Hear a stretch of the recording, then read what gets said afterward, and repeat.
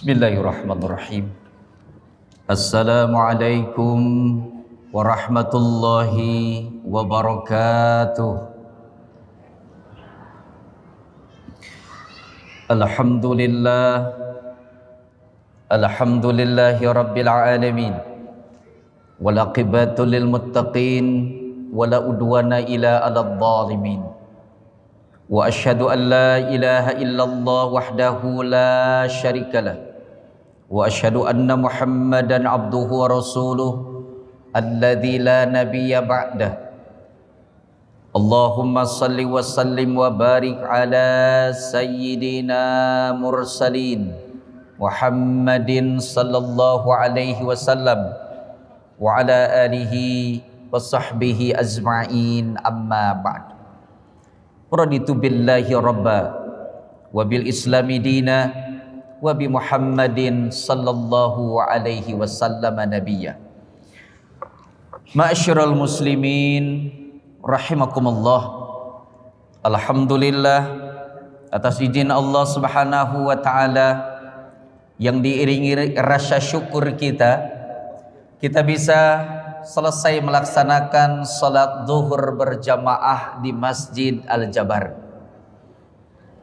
Pengharapan kita yang penuh kepada Allah Azza wa Jalla, semoga aktivitas ibadah kita, terutama ibadah salat zuhur berjamaah yang dilanjutkan dengan insyaallah talabul ilmi, menjadikan Allah menurunkan keberkahan dan rahmat kepada kita, dan tentunya insyaallah berpotensi mendapatkan pahala yang berlipat ganda.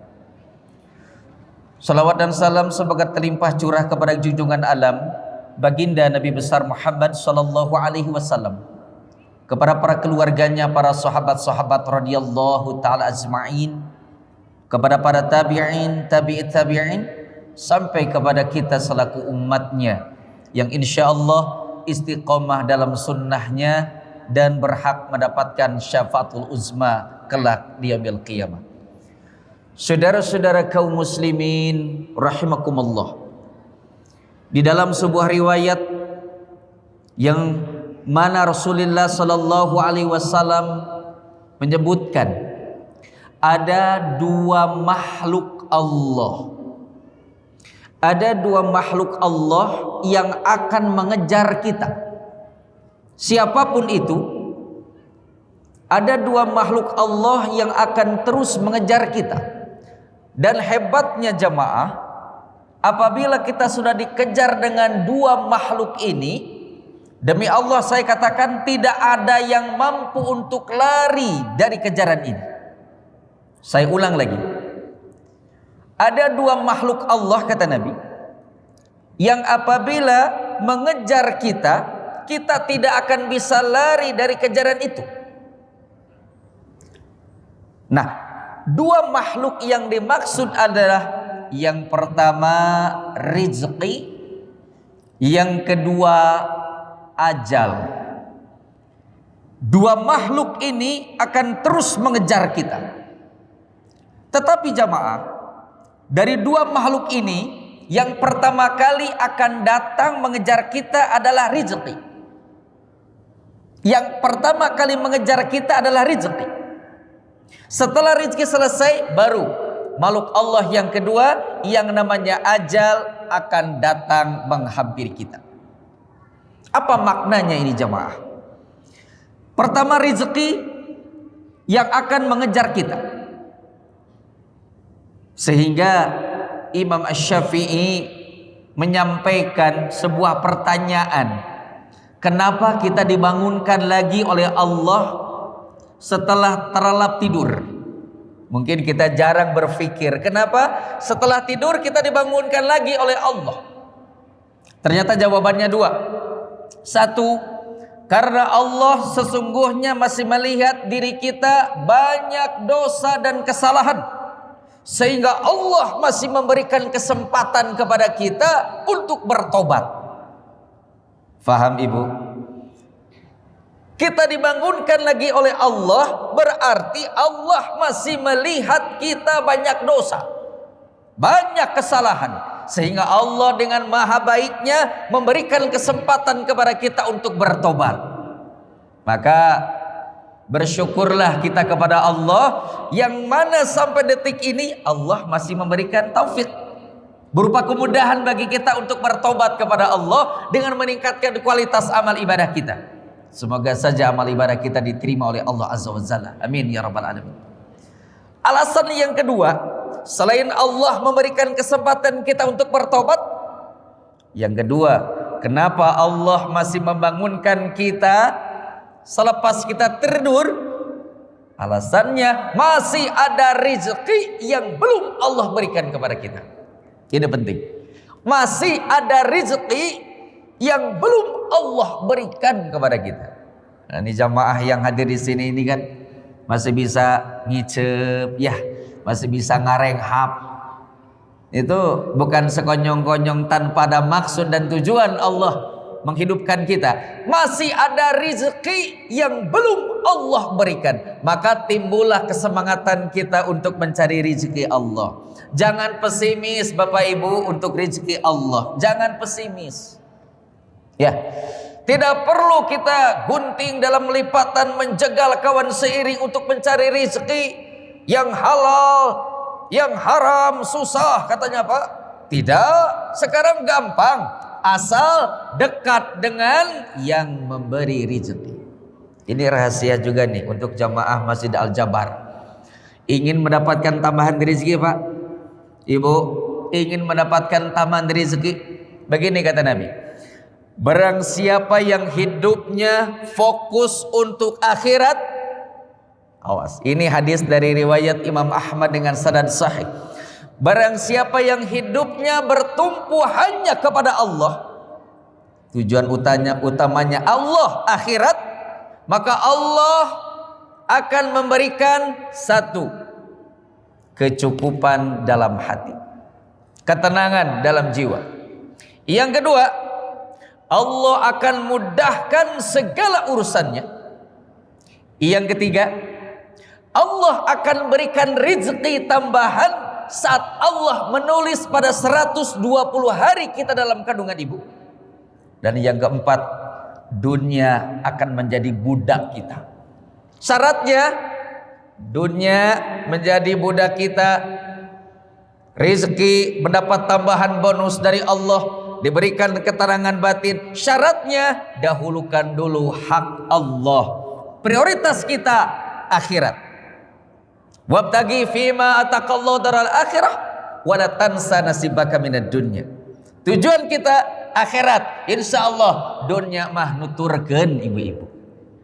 Tetapi sebaliknya kata Nabi, barang siapa yang dunia menjadi tujuan dan tumpuannya, maka bersiap-siaplah kata Nabi, hatinya dipenuhi dengan kemiskinan.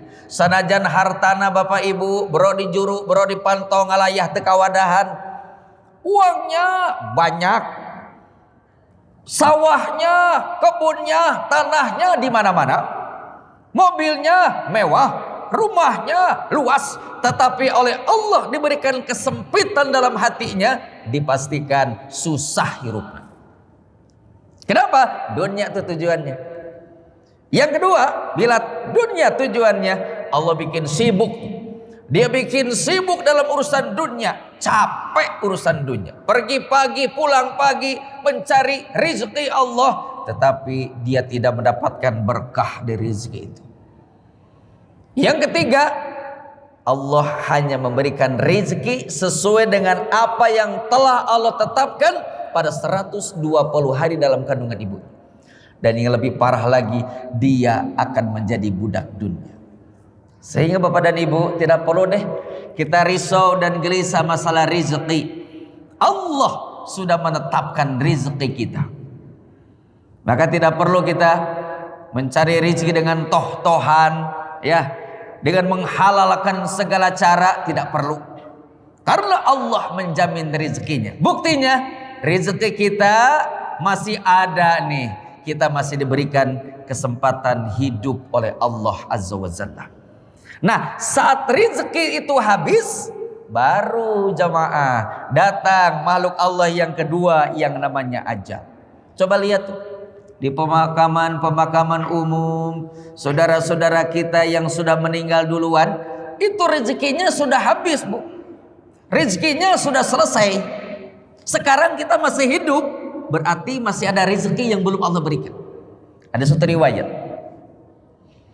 ada seorang saudagar, ya, pedagang, tiba-tiba dia jatuh ke dalam sumur.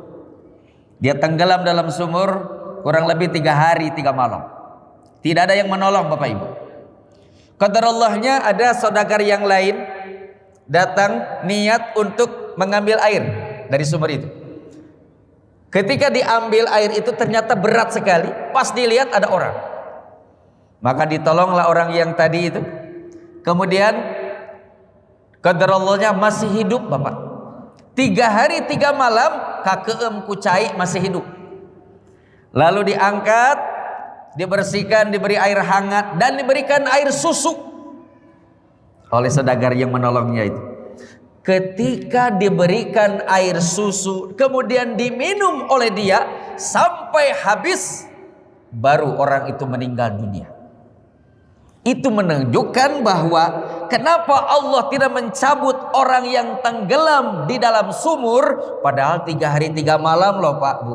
Kenapa tidak langsung meninggal? Karena masih ada rezeki bagi orang itu. Apa? Air susu yang belum ia berikan kepadanya. Maka jangan khawatir, jangan risau deh ibu bapak soal rezeki ya. Rezeki Allah itu di mana-mana.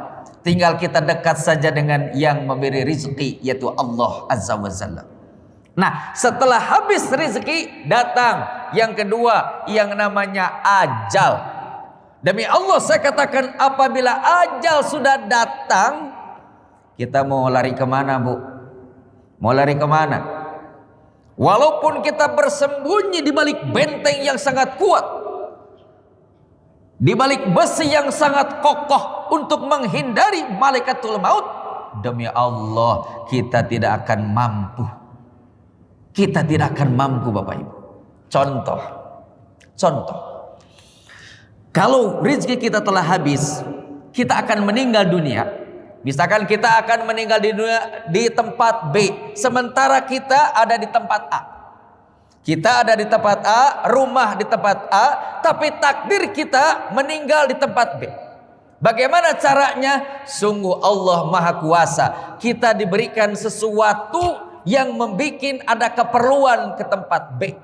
Padahal di tempat B sudah siap-siap malaikatul maut akan mencabut nyawa kita. Kalau andai saja kita tahu di tempat B ini kita mati, tentunya kita nggak akan datang tuh ke tempat B.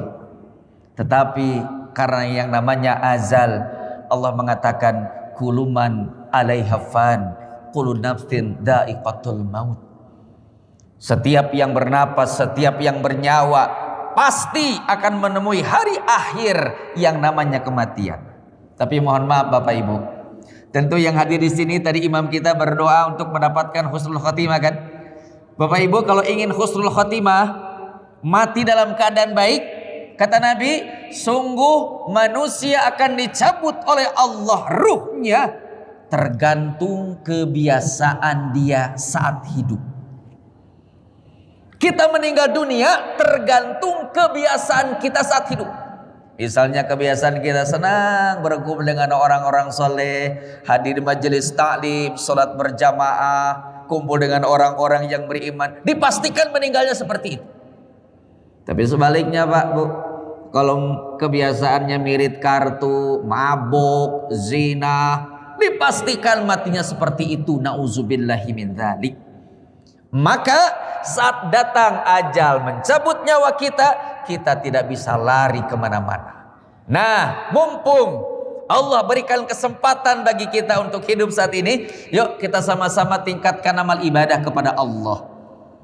Al-Quran surat Al-Mulk ayat kedua, alladzi khalaqal mauta wal hayata liyabluwakum ayyukum ahsanu amala. Dialah Allah yang telah menciptakan hidup dan mati bagi ibu, dan Allah akan menguji di antara kalian siapa yang paling baik amalnya.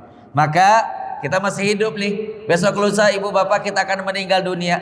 Persiapkanlah bekal kita untuk menuju Allah Qadir Rabbul Jalil, yaitu fa inna khairuz zadit taqwa. Sebaik-baiknya bekal kita menuju Allah adalah bekal takwa. Semoga saja Allah Rabbul Alamin memberikan kekuatan, kemampuan, kemudahan bagi kita untuk terus senantiasa meningkatkan iman takwa dengan amal soleh insya Allah. Sebagai Bapak Ibu yang hadir, para jamaah Masjid Al-Jabar, kebanggaan masyarakat Jawa Barat ini, Allah memberkahi dan merahmati kita insya Allah.